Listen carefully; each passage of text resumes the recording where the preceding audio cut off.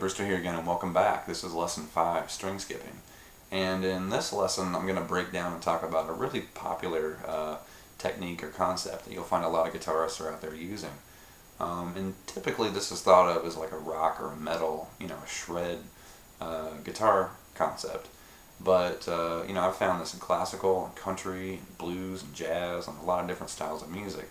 So if you dig around out there, you'll find a lot of guitarists using this idea, but they use it in different ways, depending on what style of music they're playing.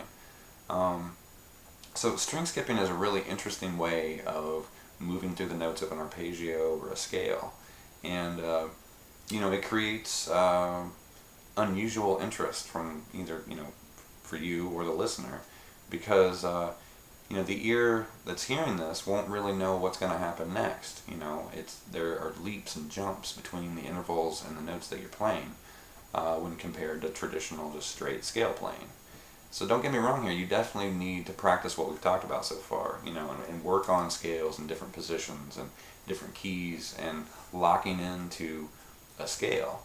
But by doing things like string skipping and some of the other stuff I'm going to show you in future lessons, you can get away from that kind of stale or generic straight scale based playing, and you can kind of mix things up a little bit. You can create additional interest just by skipping some strings, leaving some notes out, jumping around within the key or the scale that you're in.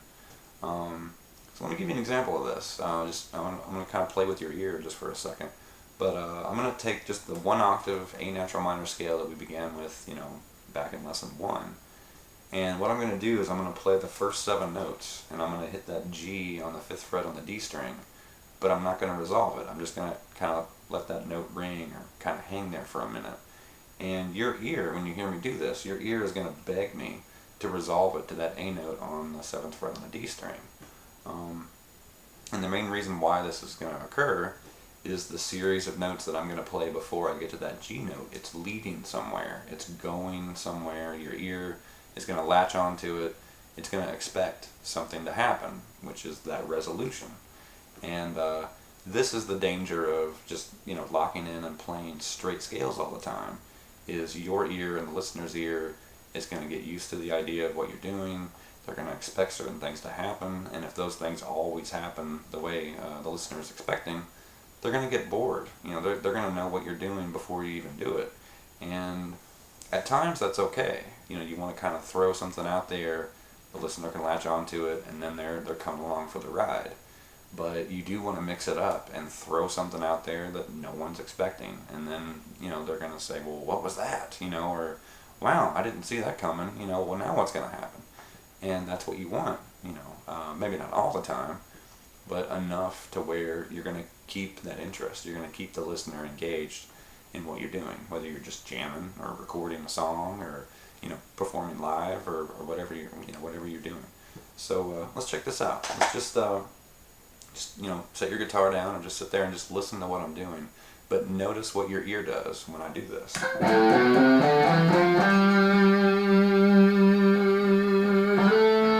When I reach that G note,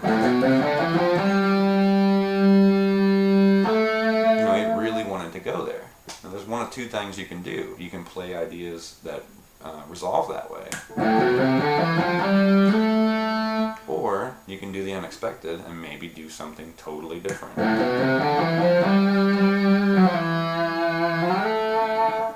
And just by adding one more note, I slid down to that E note on the 2nd fret, and then I resolved. You're kind of creating this thing that no one can really expect, or guess what's going to happen next. And that's cool. That's definitely something you want to think about. Phrasing and tension and release and arranging notes. So they're not just straight scale notes. They're mixed up and assembled in a way that's musical. So anyway, we're going to start string skipping here. But think about that concept I just explained there with, kind of luring people in. And then maybe changing things up just by rearranging the notes of a scale. It's a pretty simple idea, but it's very, very effective, and you'll find this everywhere, from Bach to Metallica to John Scofield or whoever. You'll find it. It's out there. Just pay attention. listen. And if you're on YouTube, watch. Start watching live performance or instructional videos and watch players do this, because it's all over the place. And it should definitely be in your bag of tricks. So anyway, here we go. Alright, so now what we're going to do to introduce this concept or this idea, let's just take that A minor pentatonic that we did in the last lesson, the box shape, there on the 5th fret, and let's just string skip through that scale shape so you can get a feel for what this feels like, and kind of get used to the technique. And then from there you can expand that into other scales or other keys and other positions, and you can just start skipping all over the place. So let's take this scale, the good old minor pentatonic box, and let's just play leapfrog, basically. So hopefully you played leapfrog when you were a kid, or if you are a kid, maybe you're playing leapfrog right now. I hope that's the case. That'd be awesome. But anyway, what we're going to do is I want you to play 5 to 8, or A to C on the low E string. And then I want you to play basically 5 to 7 on the D. So I want you to jump over that A string, or skip over that string, and go straight to G there on the 5th fret, and then follow that with an A on the 7th fret, like this.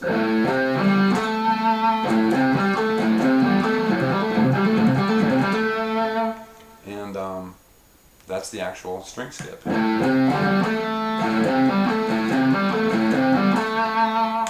So now what I want you to do is, after you've skipped the A string, now I want you to play the 5th and 7th fret, or D to E on the A, skip over the D string, and jump to 5 and 7 on the G with the notes C and D, like this.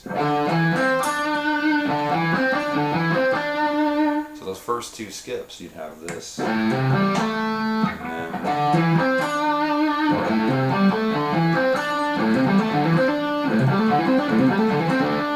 you have to admit that sounds pretty cool. It doesn't sound like a minor pentatonic scale anymore. It sounds more like a computer, like having a fit, or like a keyboard freaking out or something. So let's just keep going. Let's, after we've jumped those two shapes, let's go to the D string and play G to A, or 5 to 7. And then I want you to jump to the B string and play 5 to 8 with the notes E and G, like this.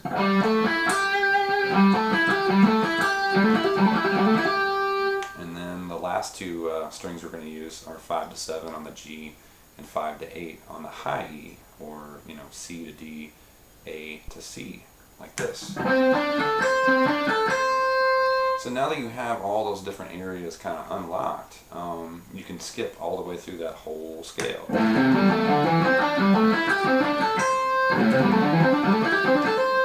And it sounds pretty cool. Like, once again, it doesn't sound like what it started as, which was this. Now it sounds like this. And it sounds real different and pretty modern and pretty doggone hip. So, and yes, I use the word hip. Let's just take that 5th and 7th fret on the D and the 5th and 8th fret on the B, where you have the notes G, A, and then E, G. And what I want you to do is think of each of those 4 notes as a number, okay, just to kind of help you understand this concept. Think of that G as 1, think of the A as 2, E as 3, and G is 4. So the G, A, E, G. Think of each of those as 1, 2, 3, 4. Okay? So if we played this straight, starting on 1, and we had...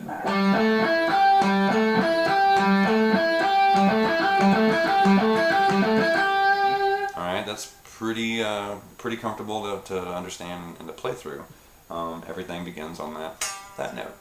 Well, just an easy way to displace that is, now let's call this 1, and then we're going to use those exact same notes, but now I want you to do 1, 2, 3, 4, or you can think of it with the original arrangement of notes and just call this 2, but instead of 1, 2, 3, 4, we're doing 2, 3, 4, 1, 2, 3, 4, 1.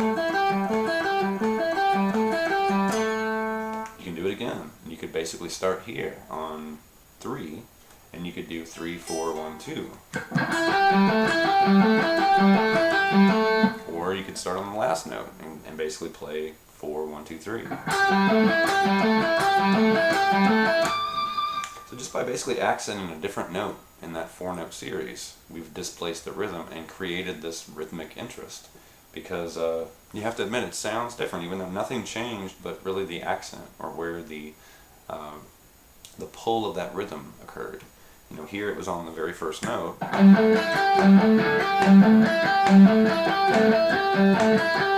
it was on the second note. Here it was on the third. And then here it was on the final note.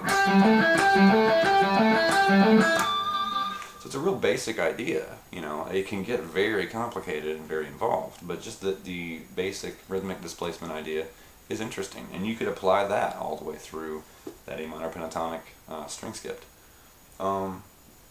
Pretty cool ideas. Definitely read up on that. There's a ton of information out there that talks about rhythmic displacement, and there's a lot of bands and famous people that have incorporated that in their music. So rhythmic displacement is pretty cool. So definitely check that out. Alright, so another thing we can do here to expand this idea is, instead of just doing 2 string groups, we can incorporate a 3rd string into each series, and we're just slowly going to expand this out. So you know, we already had the low E to the D, and all I want you to do is just string skip, you know, low E to the D, and then go ahead and string skip up to the B string on that E and G on the 5th and 8th fret, and you would have this.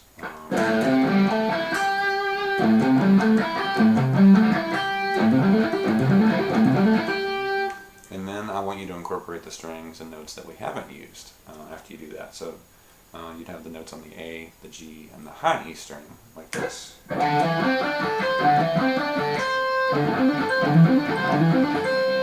if you put all that together, you'd have an exercise or an idea like this. And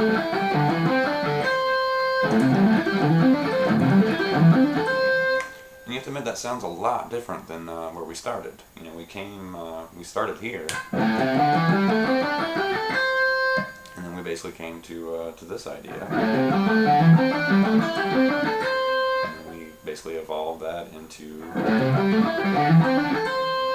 and you can keep going. You know, obviously you can change positions, you can change keys, you can change shapes, maybe use some of those different fingerings we talked about in the last lesson, and string skip through those, you know, and you can find different ways around the fretboard. Pretty cool stuff, so definitely check that out. Alright, so let's just expand this idea a little bit further, and I'm going to move you away from the 5th fret, like 5th position area of A minor pentatonic, and I'm going to move you up to the 12th position. And at the end, or close to the end of the last lesson, we had a minor pentatonic in the key of A that fell into place right here, and it looked and sounded like this. And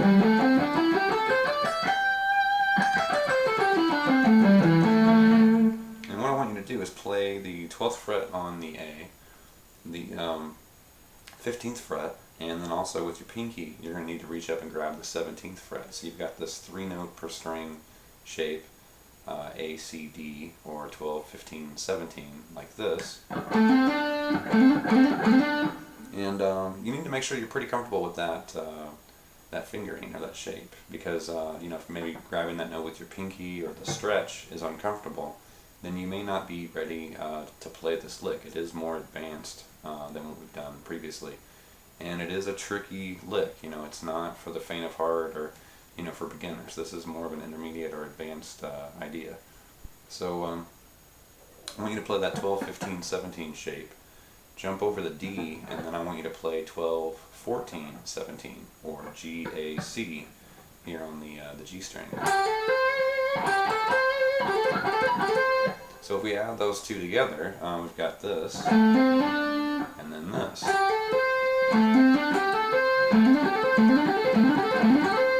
And then on the high E string, I want you to play E, G, A, or 12, 15, 17. And you can put all 3 of those together like this. You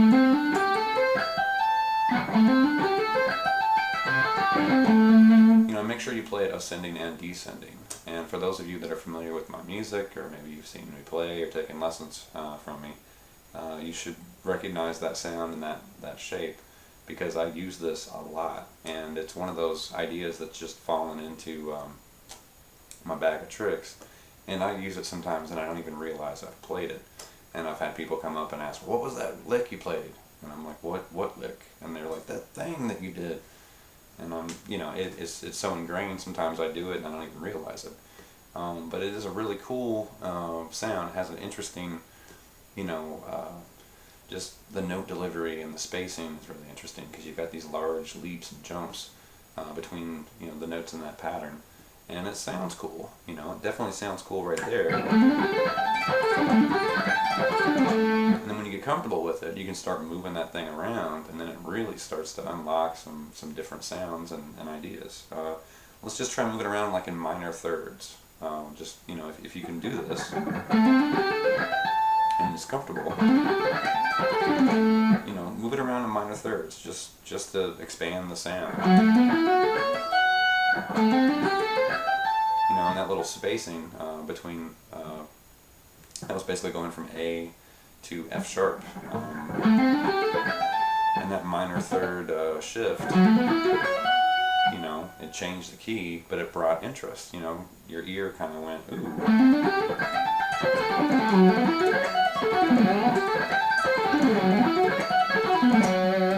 And you can move it anywhere. You can move it on the lower grouping of strings. You know, maybe instead of doing it starting from the A, you could do the exact same pattern, shift it over a group, starting on the low E. So instead of this, you could start on the low E and do almost the same thing, just different strings. Now that would put it in the key of E minor. And you know, you're using different strings, it's a different key, you know, it has a little different sound, but it's the same idea. It's just moved over a set of strings. And you know, just to go even further, you can keep going and going. You know, you can slide notes, you can add tap notes in there, you can bend strings.